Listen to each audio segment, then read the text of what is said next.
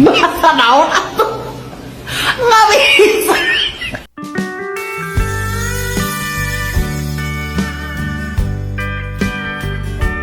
Assalamualaikum warahmatullahi wabarakatuh. Halo teman-teman, semua lagi di channel ini. Oke, buat teman-teman yang nonton video ini, seperti biasanya saya harapkan mudah-mudahan teman-teman selalu dalam kondisi sehat walafiat. Dan jangan lupa dukung channel ini dengan cara like juga subscribe. Baik, di kesempatan kali ini saya akan react sebuah video dengan judul Malaysia mencari tahu rahasia patriotisme orang Indonesia. Satu buah video dari Atanua Media, jangan lupa dikunjungi dan di subscribe juga. Oke, seperti apa videonya dan ulasannya? Sebelum kita berkomentar, kita akan lihat dulu. Bahasa naon atuh? Nggak bisa.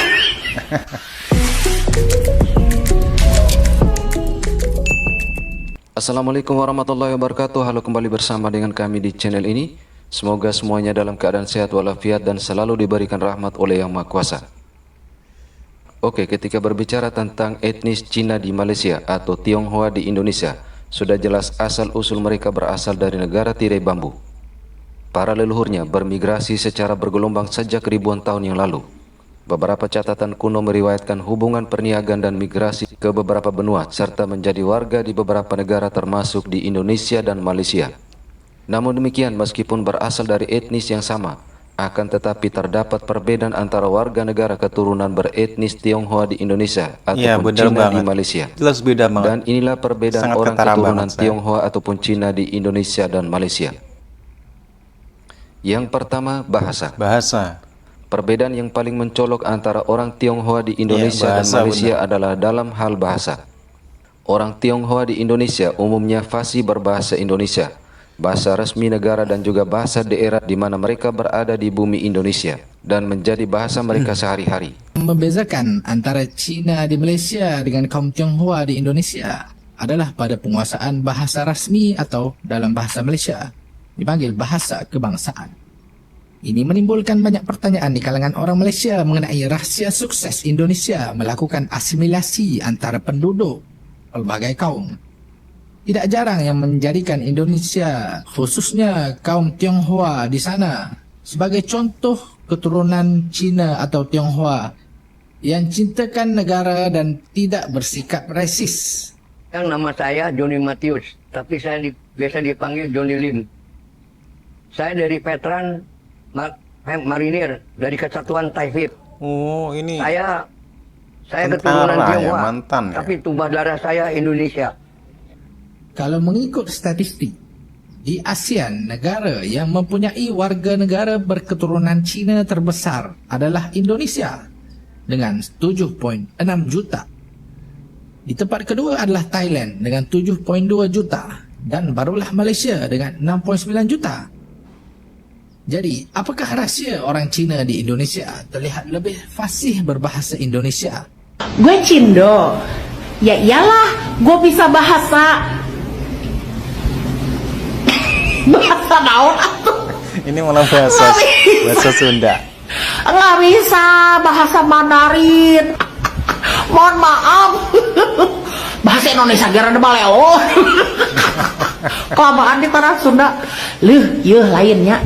Hal ini menunjukkan asimilasi budaya yang terjadi di Indonesia sejak zaman sebelum kemerdekaan hingga di zaman kemerdekaan. Orang Tionghoa di Indonesia juga menghormati Sumpah Pemuda yang menjunjung tinggi bahasa persatuan bahasa Indonesia. Sementara itu orang Tionghoa atau orang Cina di Malaysia lebih banyak menggunakan bahasa Mandarin atau bahasa daerah Tiongkok lainnya dan juga bahasa Inggris sebagai bahasa utama mereka. Perempuan Cina ni dia update dekat Facebook dia kata dia tak boleh berurusan dekat immigration sebab dia tak boleh berbahasa Melayu. First sebelum aku pergi jawab aku dah cakap, mantap abang immigration, jangan bagi muka awak nak dengan orang tak kerti bercakap bahasa Melayu. Apa guna kau jadi rakyat Malaysia kalau kau tak kerti cakap bahasa kebangsaan? Tu nombor. Hal ini disebabkan oleh adanya sistem pendidikan yang dikenal dengan sistem vernakuler yang mengajarkan bahasa masing-masing bangsa seperti bahasa Mandarin untuk bangsa Cina ataupun bahasa Tamil sebagai bahasa pengantar bagi warga keturunan India. Alhasilnya banyak sekali orang Cina di Malaysia yang tidak bisa berbahasa Melayu yang juga sebagai bahasa kenegaraan. Bahasa Melayu hanya dijadikan bahasa pelajaran di tempat pendidikan dan bukan menjadi bahasa percakapan sehari-hari. Dan kalaupun ada yang bisa berbahasa Melayu, itu pun tak fasih, yang kemudian membuat sebagian warga negaranya yang beretnis Melayu merasa teruja atau kaget ketika melihat warga negaranya sendiri yang beretnis Cina bisa berbahasa Melayu. Dah mereka ni orang Malaysia, mestilah boleh bercakap dalam bahasa Malaysia. Kenapa perak sangat orang Melayu ni? Asal ada orang Cina dan India yang boleh berbahasa kebangsaan dengan baik, dia teruja satu macam, wah, bahasa Melayu dia bagus lah. Bahkan ramai orang Cina dan India yang menjadi terkenal di Malaysia hanya disebabkan mereka boleh bercakap dalam bahasa kebangsaan dengan baik, bukan sebab lain pun. Sikap perak orang Melayu terhadap orang Cina dan India yang boleh berbahasa kebangsaan dengan baik ini jelas membuktikan bahawa kita memang ada krisis identiti.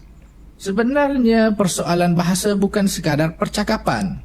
Ia adalah inti kepada persoalan besar pembinaan peradaban atau ketamadunan sesebuah negara. Seorang Chinese di Indonesia bisa berbahasa Indonesia bukan sahaja menunjukkan kesatuan dengan warga negara kaum lain, ia juga menimbulkan semangat patriotisme. Sudah pasti bukanlah kami bermaksud warga negara yang tidak cekap berbahasa rasmi atau bahasa kebangsaan itu tidak bersikap patriotik, bukan. Tapi ia merangsang pembentukan jiwa negara bangsa yang lebih solid. Buktinya, sejak merdeka hingga kini, Malaysia masih lagi berbicara tentang pembentukan negara bangsa yang tidak selesai-selesai. Padahal sudah hampir lebih 70 tahun lah. Sedangkan di Indonesia, persoalan ini sudah selesai. Well, bukan hanya di Indonesia. Majoriti negara besar sebetulnya sudah beres pembentukan negara bangsa. Lihat Jepun, Korea, Turki, termasuk negara Arab di Timur Tengah. Namun ini sangat berbeza dengan Malaysia. Yang kedua, patriotisme. Perbedaan signifikan lainnya adalah keturunan Tionghoa di Indonesia terkenal lebih nasionalis dan mencintai negaranya ketimbang orang Tionghoa di Malaysia. Pasalnya orang keturunan Tionghoa di Indonesia terlibat aktif dalam gerakan nasionalis Indonesia seperti Sumpah Pemuda, Budi Utomo, Perhimpunan Indonesia hingga ikut berjuang dalam merebut kemerdekaan Indonesia.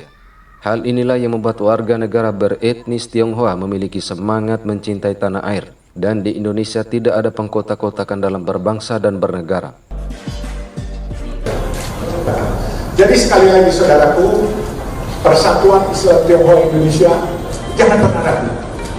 Ya, jangan pernah ragu. Allahu Akbar. Allahu Akbar. Dan saya minta saudara-saudara semua, terutama PPI dan dari lintas agama siapapun juga, kita harus tekankan NKRI harga mati, persatuan harga pasti, pengabdian terhadap negeri sampai mati.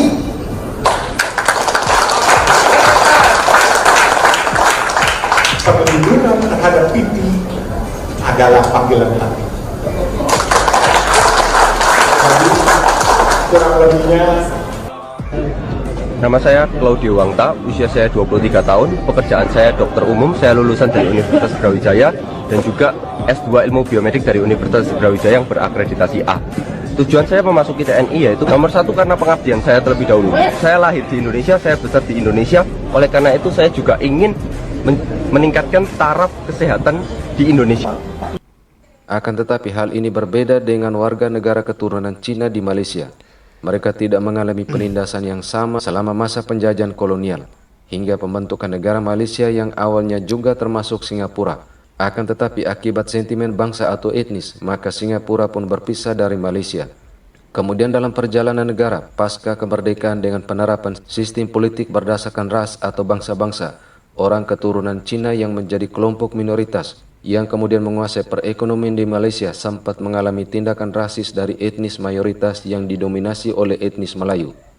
Hal inilah yang membuat dalam urusan pencarian jati diri di negara Malaysia masih mengalami status quo.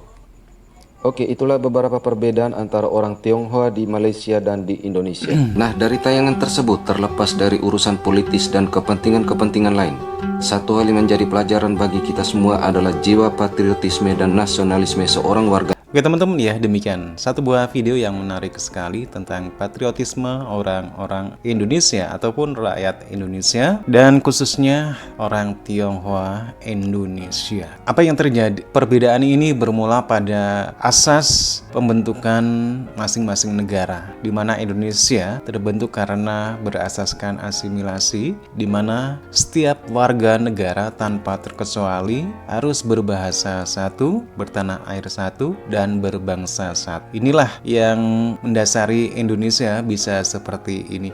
Di Malaysia beda lagi, di mana di Malaysia asas pembentukan negaranya adalah integrasi. Jadi di Malaysia setiap kaum yang ada di Malaysia itu berhak untuk bisa mempertahankan dan juga memakai apa yang berasal dari nenek moyangnya. Salah satunya adalah bahasa. Dengan sistem integrasi ini di Malaysia itu boleh mendirikan sekolah seperti halnya sekolah vernakuler, di mana bahasa pengantarnya adalah bahasa Cina ataupun bahasa Tamil kalaupun sekolah Tamil. Nah, inilah yang mungkin bisa jadi menimbulkan sekat-sekat antara kaum di Malaysia. Tentunya semua itu berakibat dengan rasa nasionalisme ataupun patriotisme yang ada dalam diri masyarakat Malaysia. Karena kita bisa lihat ya bagaimana orang Cina di Malaysia dalam percakapan sehari-hari mereka menggunakan bahasa Mandarin dengan sesama orang Cina, dan berbahasa Melayu pun terkadang susah dengan logat-logat Mandarinnya.